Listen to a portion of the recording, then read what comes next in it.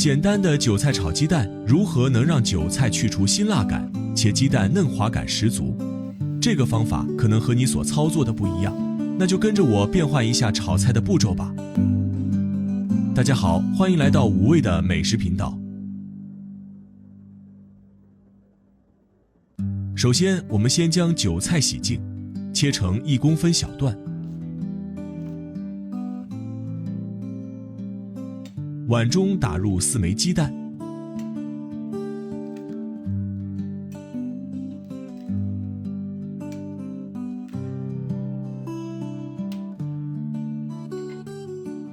去除韭菜的辛辣感的关键就是，先用少量的底油炒去韭菜中的部分水分，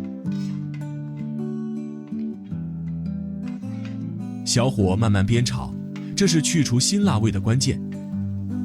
炒好断生后备用。将炒好的韭菜倒入蛋液中，搅拌均匀，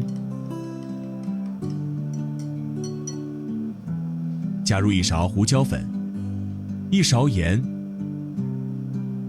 1勺味精，再次搅拌。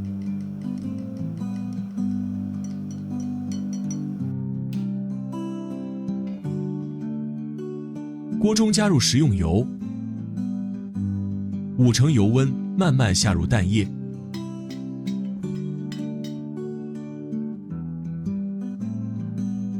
先不要搅动，让蛋液底部慢慢受热，油温不能过高。轻轻推动几下，慢慢翻动，低油温是鸡蛋嫩滑的关键。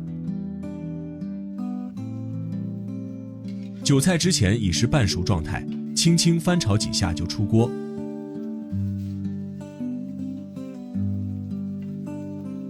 鸡蛋没有焦底，比较嫩滑，这个方法可以去除韭菜的辛辣感。很简单吧？你学会了吗？我们下期再见。